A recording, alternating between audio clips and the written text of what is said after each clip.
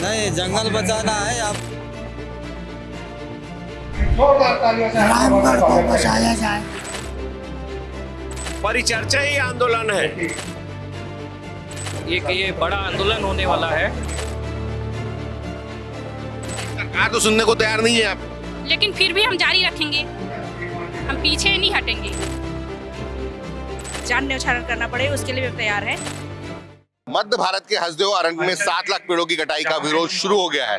इस वक्त हम रामगढ़ पहाड़ी के पास सीता बेंगरा गुफा के पास में हैं। यहाँ एक परिचर्चा का आयोजन किया गया। आप देख सकते हैं यहाँ बड़ी संख्या में लोग मौजूद हैं, लोग पहुंचे हुए हैं।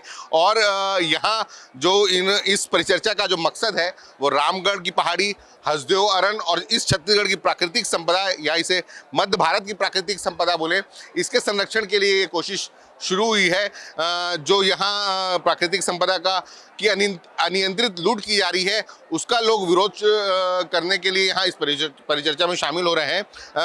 साथ ही रामगढ़ की जो पहाड़ी जिसका अपने मध्य भारत के धार्मिक महत्व वाले मध्य भारत की धार्मिक महत्व वाली ये रामगढ़ की पहाड़ी है। यहाँ दरारें पड़नी शुरू हो गई जिसकी वजह से लोग अब उस ऐतिहासिक, पुरातात्विक और धार्मिक महत्व वाले रामगढ़ की पहाड़ी को बचाने के लिए यहाँ लोग जुटे हुए हैं। हम यहाँ लोगों से बात करेंगे कि जो यह विरोध हो रहा है, जो रामगढ़ की पहाड़ी या पूरे हसदेव अरण्य को बचाने की कोशिश है, इसके तहत लोगों का क्या वो है। बड़ी दादा आप कहाँ से आए हैं? सलका से। क्यों आए हैं? है? क्या क्यों आए हैं? प्लांटेशन खदान वाला। रामगढ़ की पहाड़ी। हाँ, रामगढ़ की पहाड़ी बचाना कि पूरा हसदेव जंगल बचाना है? बचाना है। क्या बचाना है? जंगल झाड़, कहीं खेत बाड़ी। आप कहाँ से आए थे? पंटरी डांड से। पंटरी डांड यही सरगुजा में ही। सरगुजा क्या है आप लोगों का मकसद, क्या है? बस यही जंगल विभाग भाई हमारे पूरा जंगल जो है कटा फेंके जाते थे, तो मनमानी उजाड़ ले जाते हैं। यही बचावट के लिए तो हम आए। हाँ, बचाने खाली रामगढ़ की पहाड़ी बचाना है कि जंगल भी बचाना है? जंगल भी बचाना है, पूरा काटे नहीं देता। सिर्फ रामगढ़ की पहाड़ी नहीं बचाना है, जंगल ही बचाना है। हम चलते हैं और भी लोगों से बात करते हैं। रामगढ़ के दादा धरा में आप लोग यहाँ आए हैं, रामगढ़ के संरक्षण, यहाँ आए हैं रामगढ़ की पहाड़ी बचाने के, क्या मकसद है आप लोग? रामगढ़ की पहाड़ी बचाना है कि जंगल बचाना है? हार्दिक स्वागत। नहीं, जंगल बचाना है। आप पूरे बार मीटिंग बैठे हैं यहाँ रामगढ़ का लोग नीचे आए हैं तो जंगल बचाने के लिए आए हैं। कहाँ से आए हैं आप? बोले पंचायत भकुरमा। हाँ, पधार चुके हैं। कुछ ही क्षण में यह कार्यक्रम स्थल में उपस्थित होने वाले हैं। यहाँ इस मैं आपको बता दूं कि इस परिचर्चा में शामिल होने के लिए पूर्व उप मुख्यमंत्री टी.एस. सिंहदेव जो स्थानीय विधायक रह चुके हैं, सरगुजा से प्रतिनिधित्व करते हैं, कांग्रेस के सीनियर लीडर हैं, कांग्रेस के प्रदेश अध्यक्ष दीपक मैच भी यहाँ मौजूद हैं और तमाम प्रदेश में और आसपास के क्षेत्रों में, आसपास के राज्यों में जो भी काम करने वाले इस तरह के संगठन है वे सभी यहाँ मौजूद हैं। हसदेव बचाओ आंदोलन के लोग यहाँ शामिल हैं और रामगढ़ संरक्षण एवं संवर्धन समिति उदयपुर की तरफ से यह परिचर्चा आयोजित की गई है कि सरकार जो हसदेव की कटाई के लिए रामगढ़ की पहाड़ी में जिसकी वजह से दरारें पड़ने लगी हैं जब ब्लास्टिंग होती है, तो उसको बचाने के लिए किस तरह की कोशिश की जानी चाहिए उसको लेकर यह परिचर्चा आयोजित की गई है। और भी लोग हैं, आप देख सकते हैं बड़ी संख्या में लोग आए हैं, उनसे हम बात करेंगे और जानने की कोशिश करेंगे।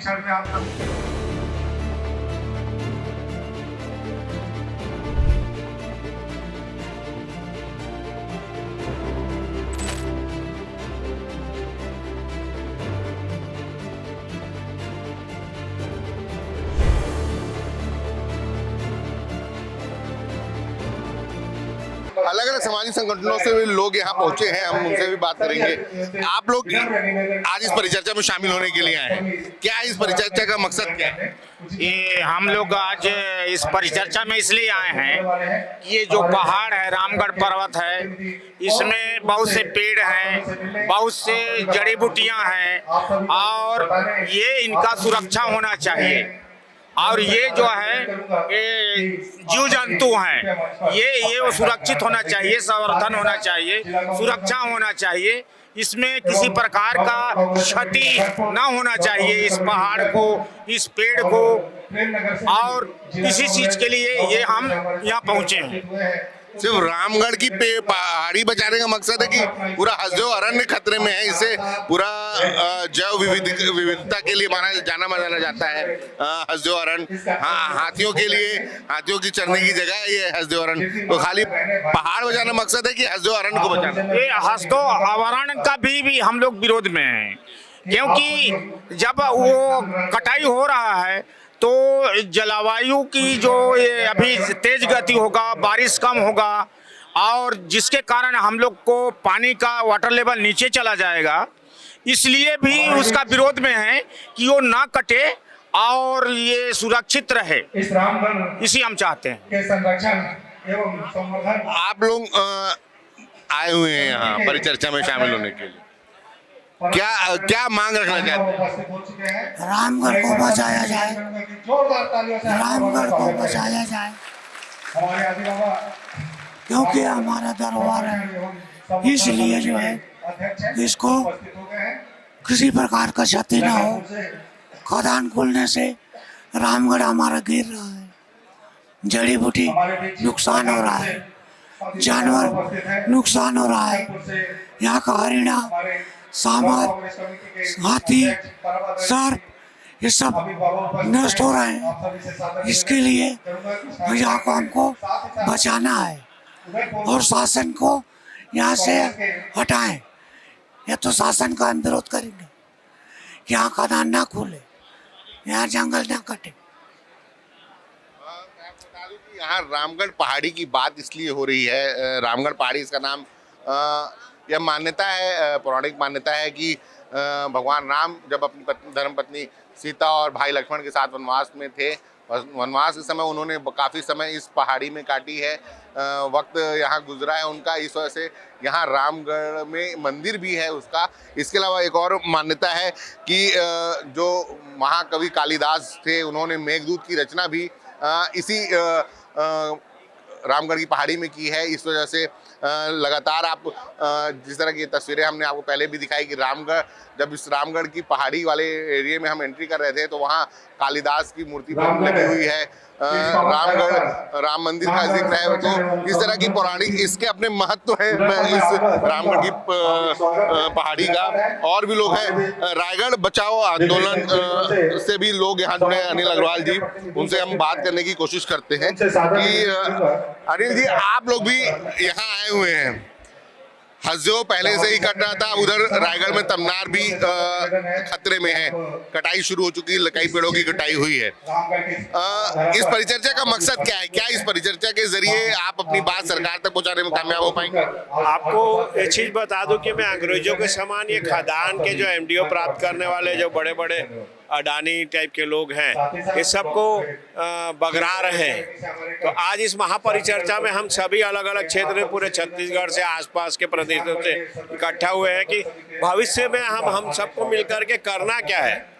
इस लड़ाई को लड़ने के लिए जिन विषयों, जिन तैयारियों, जिन परिस्थितियों को पैदा करना है, ये वैसे ही है जैसे अंग्रेज भगाओ भारत बचाओ चल रहा था। उसी परिस्थिति में अब जो 70 साल 75 साल की आज़ादी, अब जल जंगल जमीन की लड़ाई हम सब के बीच में है। इस परिचर्चा के बाद नए नए युद्ध की तैयारी और लड़ाई की तैयारी करके हम अपने अपने जल जंगल जमीन को बचाने के लिए निकलेंगे और एक दूसरे का साथ देंगे।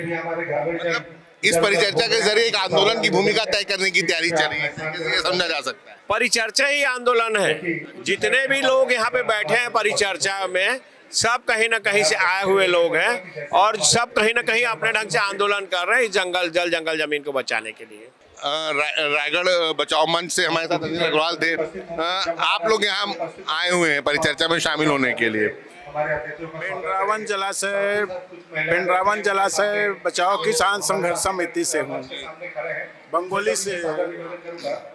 हम लोग ये जो आज सरकार सभी जगह जमीन और जंगल, नदी नाला सब बेच रहे हैं, उसको बचाने के लिए हम सब संघर्ष समिति, जहाँ छत्तीसगढ़ में जितने भी संघर्ष समिति हैं, सभी एकजुट होकर के यहाँ रामगढ़ बचाने के लिए आए हैं।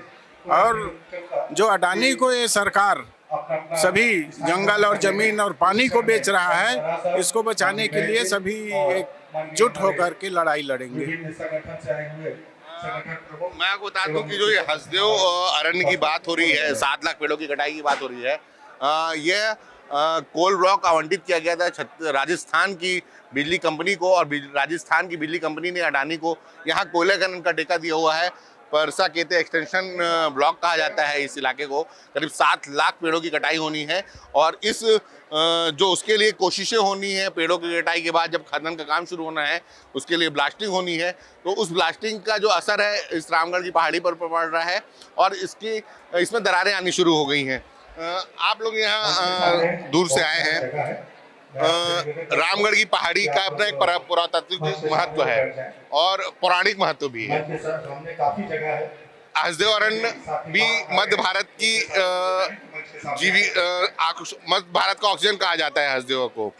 ऐसे में जब इस तरह की यहाँ हसदेव अरण्य हो गया, वहाँ तमनार में कटाई हो रही है, पहाड़ी मुश्किल में है, तो किस तरह से आगे की तैयारियां चल रही हैं कि किस तरह आंदोलन को रूपरेखा दी जाएगी ताकि सरकार आपकी बात सुने? अभी सभी तरह की यहाँ पर परिचर्चा चल रही है। सभी संगठन पूरे छत्तीसगढ़ के जितने भी हैं वहाँ पर एकत्रित हुए हैं।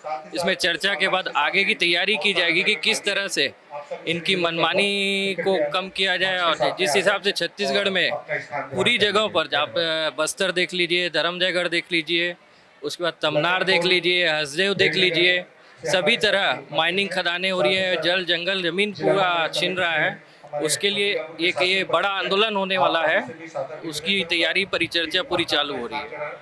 आगे इस आंदोलन को किस रूप में देखा जा सकता है? क्या कोई दिल्ली तक या रायपुर तक मार्च होगा इसको लेकर? अभी तो छत्तीसगढ़ में ही होगा, उसके बाद आगे धीरे धीरे बढ़ते जाएगा यह आंदोलन, क्योंकि जिस हिसाब से सरकार और अडानी की मनमानी चल रही है उससे ये छत्तीसगढ़ खत्म हो जाएगा। ये छत्तीसगढ़ हमारे लिए है, ना कि अडानी के लिए है। यहाँ पर छत्तीसगढ़ में हम रहेंगे, ना कि अडानी रहेगा। विरोध लगातार कर रहे हैं मैं आप सबसे, लेकिन सरकार सुनने को तैयार नहीं हो रही है। जो भी उद्योग है वो अपना काम कर रहे हैं, पेड़ों की कटाई कर रहे हैं, ब्लास्टिंग शुरू कर दी गई है। तो इसको लेकर क्या लग रहा है कि क्या अभी तक आप लोगों की बात कितनी सुनी गई और आगे कितनी सुनी जाएगी? अभी जैसे हमारे पिंडरा वन है रायपुर जिले में, रायपुर जिले से अभी वहाँ एक देवरी और अलदा है, वहाँ भी एक पावर प्लांट और रोलिंग मिल लगाने की वो चल रहा है। उसका भी विरोध किए हैं अभी, और सुन तो नहीं रहे हैं, और निर्दोष व्यक्तियों को जो आंदोलन कर रहे हैं उसको अंदर किए हैं। उनके ऊपर धारा लगा के, उनको डरा के, चमका के, वहाँ 1000 आदमी इकट्ठित होते हैं तो 2000 पुलिस आते हैं। ये पूरा खेल सरकार अपने फर्जी एफआईआर कर रहे हैं, लोगों को डराने की कोशिश और फर्जी प्रस्ताव लेकर के, ग्राम पंचायत से फर्जी प्रस्ताव लेकर के एनओसी दिलवा रहे हैं। ये खाली हसदेव अरण्य की परेशानी नहीं है, यहाँ अलग अलग संगठन है। जैसे ये रायपुर की पिंडरा वन जलाशय का जो मुद्दा चल रहा है वहाँ से भी हैं, रायगढ़ बचाओ मंच भी है, तमनार और धर्मजयगढ़ से भी संगठन आए हुए हैं, और छत्तीसगढ़ से लगे जो दूसरे राज्य हैं वहाँ से भी अलग संगठन यहाँ आए हुए हैं। और यही एक बात की जा रही है, यही कोशिश की जा रही है कि किस तरह सरकार तक अपनी बात पहुँचाई जाए, और हसदेव अरण्य सहित आसपास के जितने भी प्राकृतिक, कहना चाहिए जो प्राकृतिक संपदा से भरपूर जो चीज़ें हैं उनको किस तरह बचाई जाए और उनका दोहन होने से रोकने की ये कोशिश जो है ये परिचर्चा के जरिए, परिचर्चा के मंच से की जा रही है। मैं आपको बता दूं कि इस परिचर्चा में पूर्व उप मुख्यमंत्री टीएस सिंहदेव खुद मौजूद रहे, प्रदेश अध्यक्ष कांग्रेस के दीपक बैज, तमाम संगठन और सैकड़ों की संख्या में स्थानीय जो आदिवासी हैं वो खुद यहाँ पहुँचे हैं और अपने जल, जंगल और ज़मीन को बचाने की लड़ाई लड़ रहे हैं।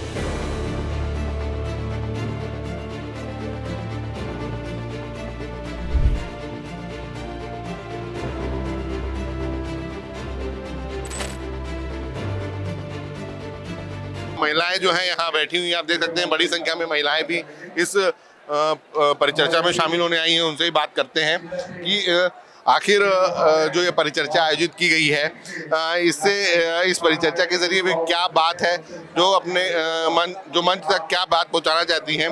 दीदी, आप लोग यहाँ परिचर्चा में शामिल होने आए हो, क्या मकसद है आप लोगों का यहाँ इस परिचर्चा में? जब तक आने का वो चीज़ बंद नहीं होगा तब तक हम लोग धरना प्रदर्शन करते रहेंगे। हाँ, तो आगे लड़ाई को किस रूप में ले जाना चाहते हैं, क्योंकि लगातार आप लोग विरोध कर रहे हैं, उसके बावजूद भी न पेड़ों की कटाई रुक रही है न खनन का काम रुक रहा है। हम लोग अभी धरने पर उतरे हैं और आगे अगर बंद नहीं होगा तो और प्रदर्शन करेंगे बढ़ चढ़ के। आप लोग आई हैं, कहाँ से आई हैं आप? दरिमा से, दरिमा अंबिकापुर ब्लॉक से।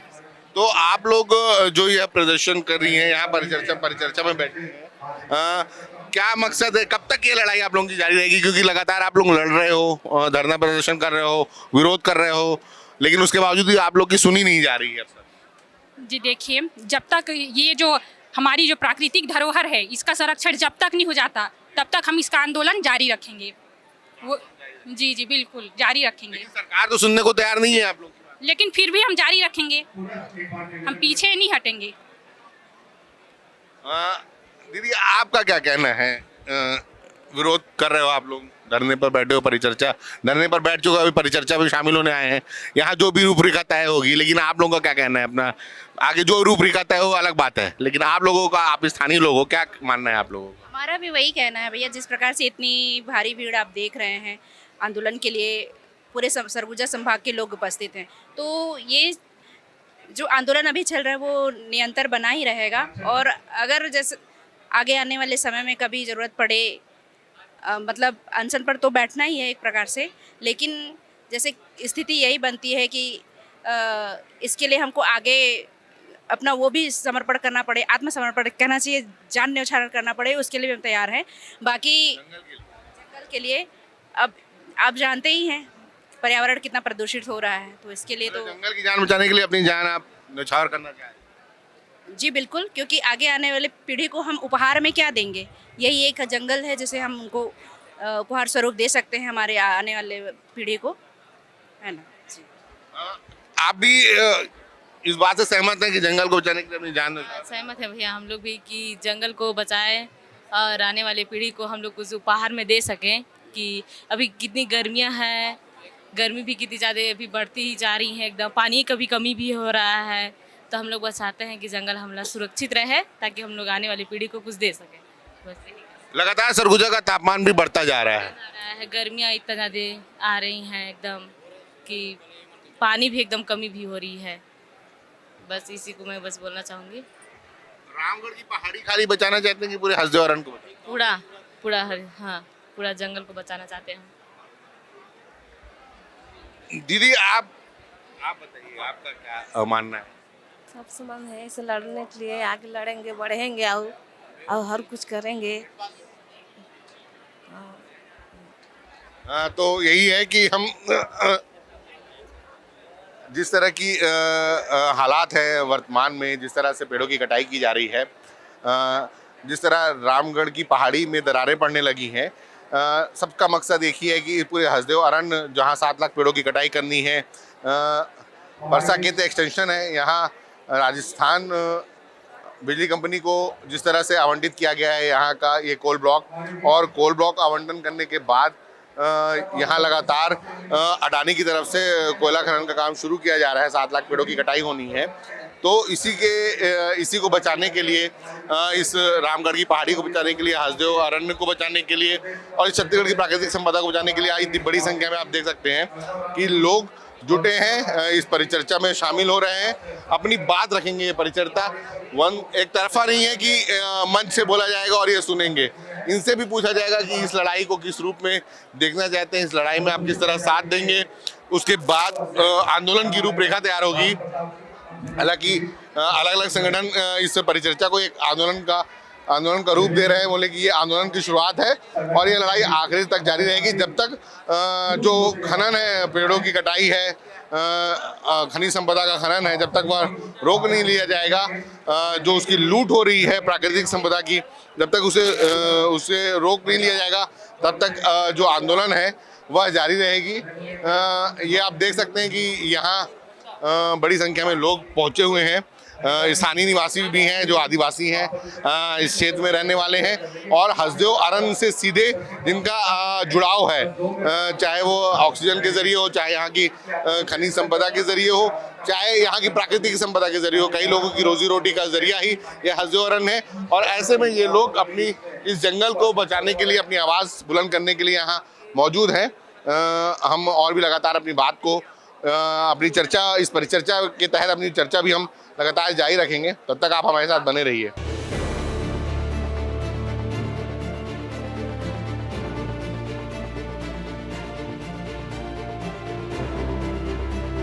रामगढ़ से हम ये आपके लिए रिपोर्ट लेकर आप तक पहुंचा रहे हैं।